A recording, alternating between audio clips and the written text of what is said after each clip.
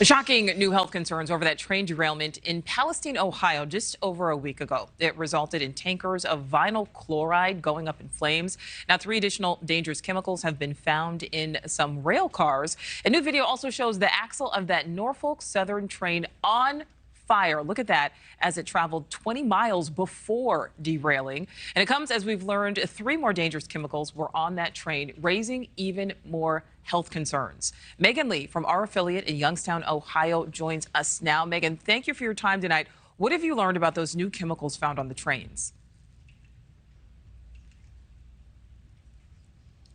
Nicole, we have learned that there were 3 new chemicals on that train, that Norfolk Southern train. Now, the U.S. Environmental Protection Agency actually sent a letter to Norfolk Southern with those chemicals. I mean, these chemicals are very worrisome to a specialist that we spoke to. He said that it's a known carcinogen. It can also cause, burning and itching of the skin. It's just not very safe to breathe in. And this letter was sent to Norfolk Southern with those. And we also knew that vinyl chloride was leaking from one of those train cars. That was a very scary moment for residents here. And that's really concerning. I mean, if a specialist is worried, how concerned are people there on the ground? Oh, Nicole, it's been sad, honestly, speaking with residents. We've been here, for the past 10 days reporting and keeping everyone up to date on the information. And a lot of residents have just came up to me and said, we're just really worried. I spoke with a business owner a few days ago, and she told me that she didn't want to let any customers inside of her business until she had it completely cleaned and the air quality was checked. That's what a lot of businesses and homes have been doing around here. And behind me is the school, and a lot of parents were concerned if it was even safe for their students to go back to school here. They're really worried, and I don't blame them. After an 18-wheeler collided with a train in the Splendora area, causing that train to derail. This was the scene here about 35 minutes north of Houston. At least 7 train cars came off the tracks there. Hazmat crews are on the scene, but there are no leaks from the cars. That's the good news here. Police said, though, that it could take a total of 15 hours to clear that scene. Moment, the 100-foot statue of Jesus Christ towering over Rio de Janeiro was hit by lightning. The stunning scene was captured during a flash storm which hit the coast of Brazil on Friday. The bolt of flash struck the head of the statue and turned the sculpture into a godly figure. The stunning scene was captured by Fernando Barga, who shared the pictures on Instagram. The mind-blowing pictures have gone viral on social media. While on Instagram, they have garnered more than 63,000 likes. On Twitter, they have been viewed over 20 million times. What are we seeing in terms of the path of the cyclone, and where do we see the most severe impact? The cyclone tracked overnight closest to Auckland off the northeast coast, and as we speak is heading further towards the east coast of the North Island. It brought the worst impacts last night to Auckland, landslips, flooding, heavy rain, and now it's, as I say, it's moving east. It's bringing down trees, bringing down power lines, severe power outages, and higher river levels that are causing concerns, particularly on the east coast.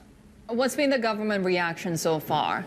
Now to the fallout from the devastating earthquake in Turkey and Syria, the death toll continues to rise, and now there is outrage. It's growing as Turkish officials turn their sights on builders, but critics say the government played a role in poor construction standards. Marcus Moore is still there in Turkey with us for the latest. Good morning, Marcus. Robin, good morning. The death toll now has topped 36,000. And not only did this powerful earthquake topple buildings, but it also destroyed roadways. Look at what the violent shaking did to this section of road leading to a bridge in Turkey. Just jagged terrain here, and there's massive slabs of asphalt left cracked and broken. This is one of the reasons why it was difficult to get aid to some of the rural areas. And as the search efforts continue across this region, frustration is mounting. This morning, the chances of finding survivors are fading. Turkish President Erdogan's government now facing increasing frustration for what's being called a slow and inadequate response. The humanitarian crisis worsening. millions of survivors now homeless and with scarce food supplies, forced to find refuge in tents and makeshift shelters amid the rubble in sub-freezing temperatures. Rebecca, the aid to the families will be critical in the days, weeks, and months ahead here in Turkey and Syria. NATO saying today Russia's massive new offensive in eastern Ukraine has begun. Richard Engel reporting tonight from a city under siege. We have to warn you, some of the images are disturbing. Russian troops are throwing everything they can at their new offensive in eastern Ukraine, hitting more than a dozen cities in the last 24 hours. The Ukrainian military is fighting back hard, but is slowly losing ground. NATO today warned Ukraine is using up ammunition faster than Western allies can provide it. We entered the town of Chasiv Yar. Some have had enough. I thought it would get better, but now I don't, Mikola says. He boards a bus for a safer village. Others here waited too long. Vera left her basement shelter to find food 2 hours ago. A Russian artillery shell killed her. We just heard a big explosion. She has a son, 14 years old, she says. How long can we bear all of this? The mayor and his team arrive with aid.